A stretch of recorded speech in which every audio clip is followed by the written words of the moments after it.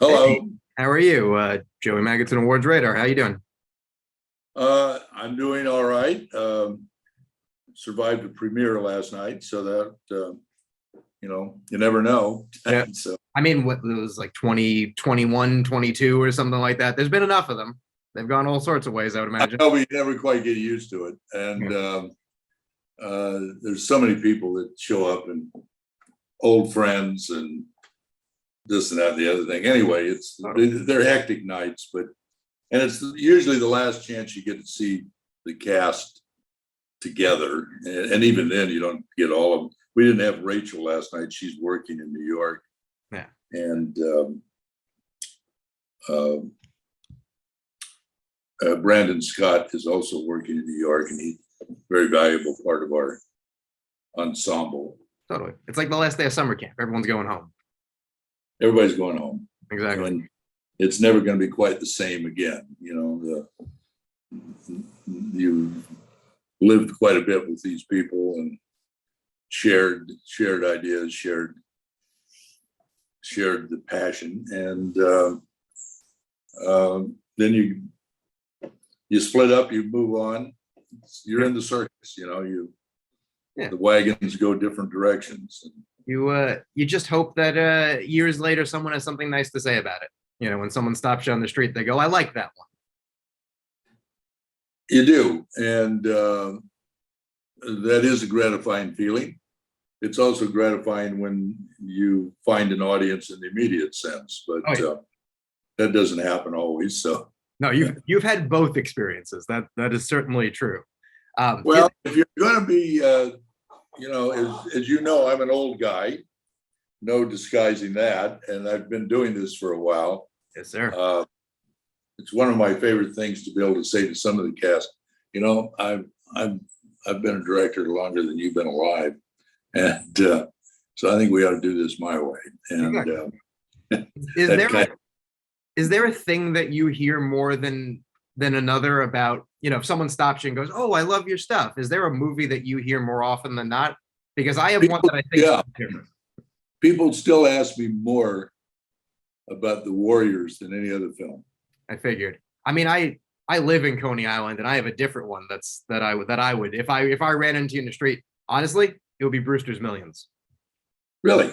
Yeah, there was something about, I'm 35, so growing up in New York, mostly in the 90s, the like Channel 11 like Saturday afternoon movie that like you would watch with your parents. That movie was on Well, all the time.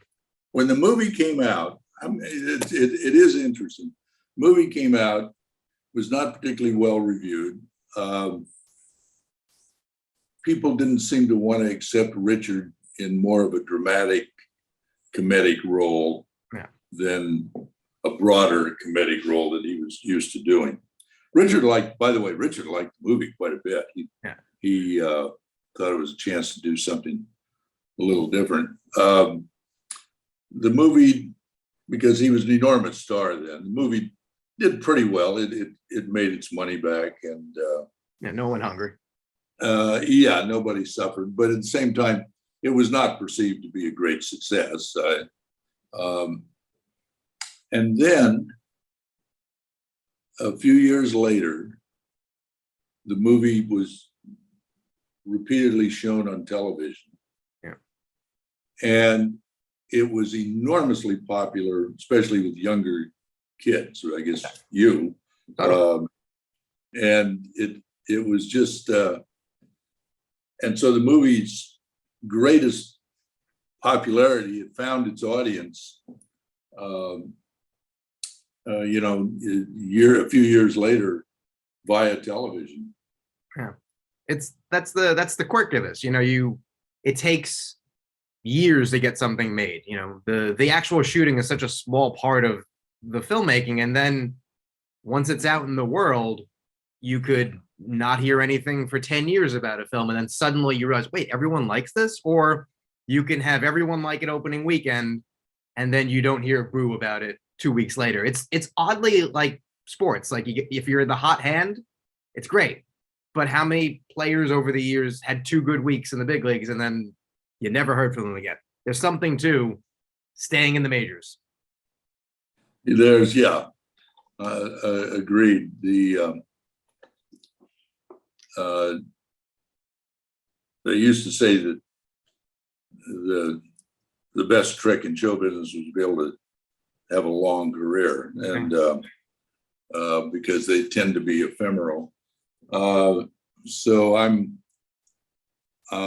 fortunate enough to still be here, and I couldn't tell you why, other than I mean, I could list a couple reasons. but other than I know how to make movies, and sometimes they work pretty well. So, Okay. And having you've been on enough sides of it. You've been on the producing side, the writing side, the directing side. That at a certain point, there's a baseline of I know how to do this. Like you said, like trust me, like this is gonna get done. But when you decide, like obviously that's why someone would give you money and continues to do that. When you decide you want to make something, what at this point speaks to you? Because you could easily take the ball and go home and be fine. Like especially with this one, like why go and break your ass and make a movie? It's a good movie, but why start the process at this point? well, I just don't think you ever get. I mean, that which made you want to do this originally is a something that never seems to stop. There's a kind of, you could call it obsessional or compulsive. I've known a lot of old directors. I've known a lot of old directors from the time I was a young director. I never knew any of them that retired. No. They were all looking to do another movie. You are like a ball player. It's not so much you retire. Some of the great ones do, but usually, and most of those stories, there's the hidden story. But with a ball player, they come in, take your uniform away, and you go home. I mean, Someone tells you. Yeah, it's decided that you no longer have utility. Yeah. And that's the way being a director is. You just, at some point, you can't get a job, no matter how fine their career has been. But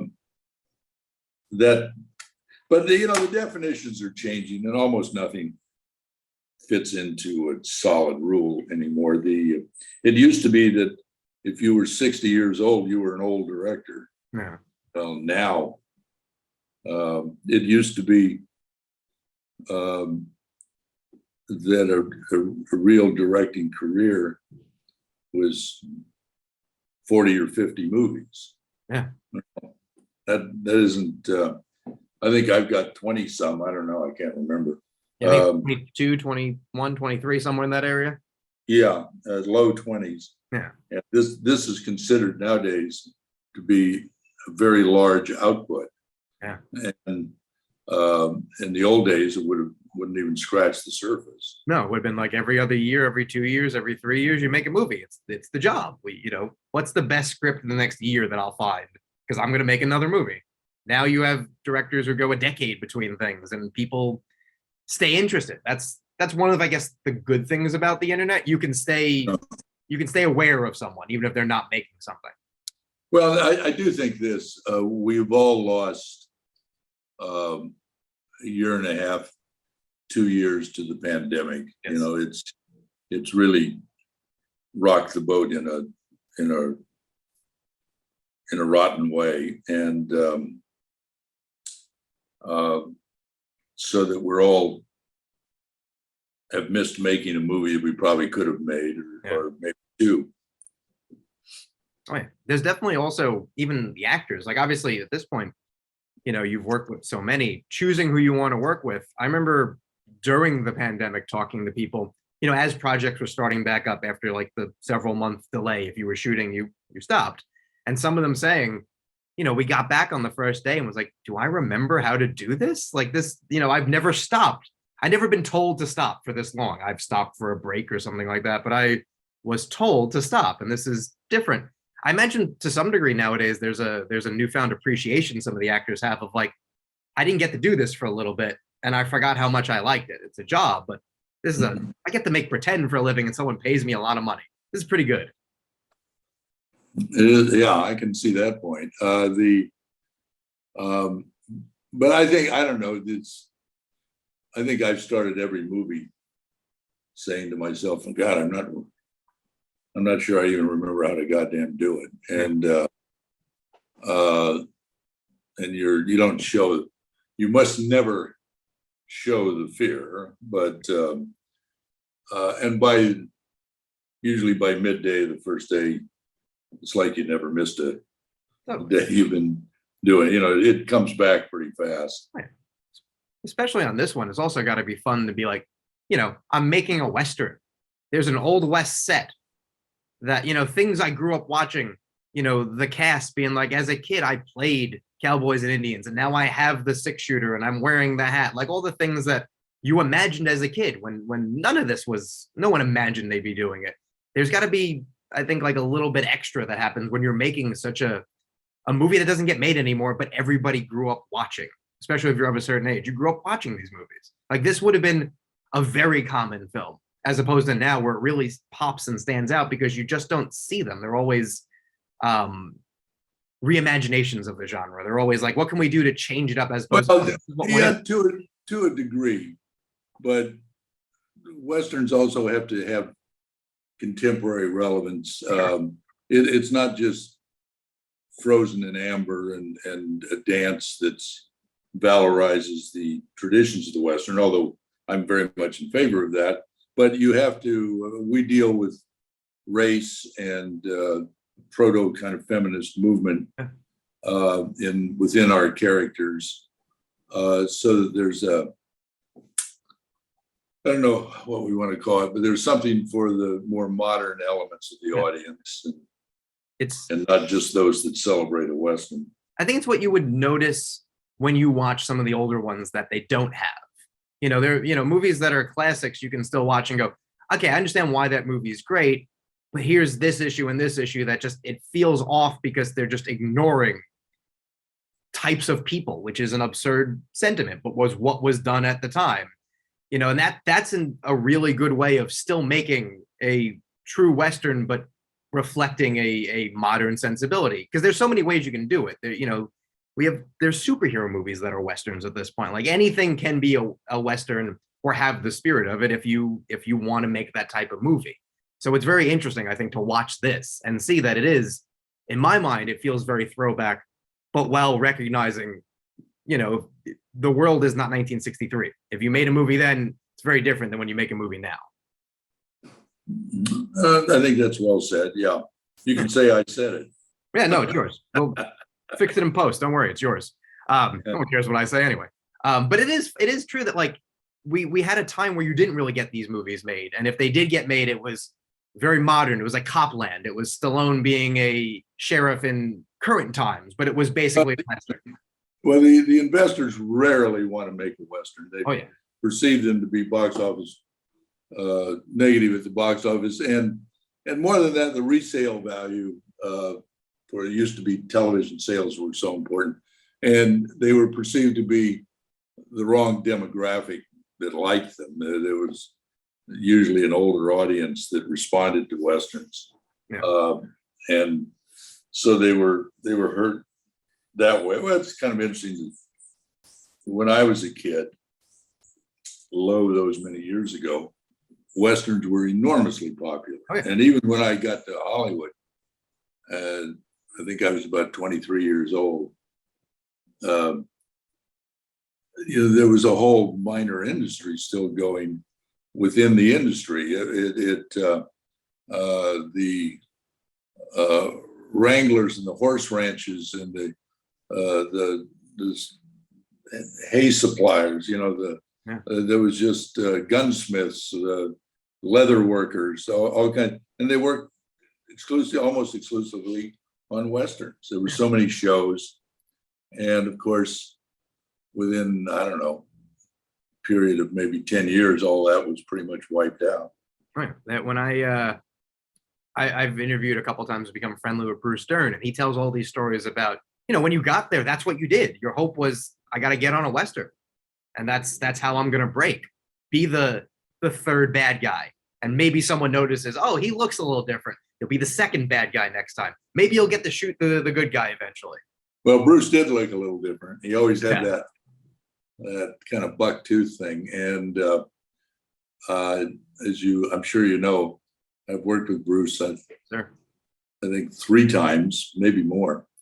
Uh, he's a character, and he's a lot of fun, and he's wonderful actor. Yeah.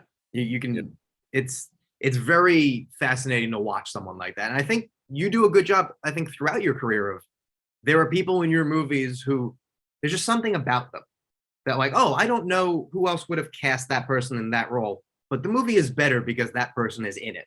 And sometimes it's not even a major role. It's just, I think, an eye towards when I was writing this or when I was thinking about it, I didn't envision the three most common people for this role. And the movies are better for it. Well, this current movie, the character of Esteban in Dead for a Dollar, I kept saying, I want a Mexican version of Peter Lorre. Okay. You know, this is not simply a character part, but it's a certain kind of precision of character. And lo and behold, Louis Chavez shows up, and he turns out to be perfect. So he's from Mexico. He's been a theater actor, and he's from Jalisco, I believe. And he gave a great performance. I think he did very, very well. I would say even just, Willem Dafoe, because that role could be real big or it could be real small. And he finds this weird in between where you never doubt that this guy would kill you just as soon as look at you, but you never think he's scary. He's dangerous, but he's not scary. It's a weird like that could be such a generic, like, oh, he's gonna fight the good guy at the end, and there's more to it there. I told him, I said, in the old days before I got to Hollywood, this is the Dan Duryea part, and he knew what I meant. He's a guy that has his own code. Yeah. He's a scoundrel, but there's a likable quality to him, and he has his principles. Yeah, maybe not conventional, but he does have principles. Well, that's with the Englishman. It's like so clearly, I don't want to have to do this. Can you just stop? I'm gonna eventually kill you if you don't stop. Okay, you're still not stopping. Like I don't know how else to put this. I'm gonna shoot you. All right, this is what happened. Like there's a sense of like I told him. Like he's almost puzzled that this is an issue because he's like, I made it very clear it was gonna happen. I was completely on the up and up, and he wasn't. Like I'm not the wrong one here. I believe his line is, "Man committed suicide." Yes. And that's what I like about the film is that it has a personality. Like it knows what it wants to be. And I think that's so hard to find with any movie. So many movies feel like, death by 1,000 cuts. Like they lose their personality in search of money or an audience. And this feels like I think there's a modern corporate kind of filmmaking. Yeah. And their chief function seems to be to pasteurize and homogenize the product. The theory being, the more it is pasteurized and homogenized, the more it can appeal to a broader audience. Yeah. And what very often happens is you appeal to no audience. Yeah. You're pleasing nobody. But these are continual arguments. They've been surrounding the making of motion pictures since the beginning, really. And they're more sophisticated now, but it's the same damn thing. It is weird though. I remember I interviewed a filmmaker who used to be a studio head, and he talked about like when he was running the studio, a lot of times everyone wants a home run, and like sports parlance, like I'll strike out 5 times than a home run. Whereas what they were doing was, well, I'd rather hit 3 or 4 singles, and we'll make the same amount of money as they do, but we'll do it piecemeal, and we will, we'll maybe be a little worried for one of the quarters, but like nothing that fails will hurt us. And anything that succeeds is a happy accident. And most of the time we'll do fine. And you also get better movies that way. Because sometimes, especially in the 90s and early 2000s, you would luck into, okay, it broke even, but then everybody bought the DVD. And suddenly we've tripled our money out of nowhere. And that doesn't happen anymore. If you don't make your money in the first 2 weeks, everyone abandoned ship. There's no chance for a movie to do that anymore. Yeah, you're gone. Yeah, you Gone. will stream somewhere and someone will pay $5 a month to watch you for free, which Exactly. is a shame. Going back as we sort of wrap up, I discovered Brewster's Millions because it was on TV. Like, you don't really discover things on TV anymore. Everyone has their service they like that they watch stuff on, but nobody, or at least less people now, channel flip and stop and go, what's Richard Pryor in that? Okay, well, I'm curious. Or what's, whatever star you like. And you discover movies that way, especially if you like film and you're younger, because you don't have a preconceived notion. You'll watch anything. You just like, show me a new movie. Great. Once you know what you like and dislike, you start to get pickier. So it's a shame. There's so many movies I feel like these days, I think this is another one also. Had the old way been here, 6 months, a year down the line, a whole new audience finds the movie. And now you have two audiences that potentially like it. And then a third audience when there's a home video of some sort. Like, everything is just jumbled up into the initial now, and it's a little frustrating, I imagine. Well, I also think television has had an enormous influence. It's, as far as I know, unremarked upon, but I don't read the literature of these things probably much as I should. But television had an enormous influence on the reputation of movies. For instance, it was the kind of late night showings of Out of the Past. Yeah. That it was never listed as one of the great film noirs until, I guess probably the 1970s, maybe into the 80s. And now it's perceived to be, if not the best, it's certainly in the top 5. And nobody would make a list of the best noir films and omit it. Oh, yeah. And it was all through, it wasn't its reception at the time. It wasn't its grindhouse tour of duty after the first runs were over. It was all television 20 years later. Yeah. 20, 30 years later. I always say, look, you can't tell if a movie's any good for probably about 20 years anyway. So, well, we'll check back on your 100th birthday about this one. What a fun mark to go out on. This is very cool for me. Like I said, I literally grew up on the film, so it's very nice. I really enjoyed this one. My grandfather passed away a couple of years ago, but I always think of what he would have liked, because he's would have been like the ideal Academy member. That's what I do a lot, and I always think of, like, especially when a Western comes out and is good, he would have been like, that's a movie. He would have, because otherwise he would be like, it's slow as molasses, means he didn't like it, and that's a movie meant he liked it, and he would have said he liked this one. So it's the best compliment I can think of. I accept that. Salute to your grandfather, and thank you very much. Oh, it's my pleasure. Thank you for doing this. Thank you.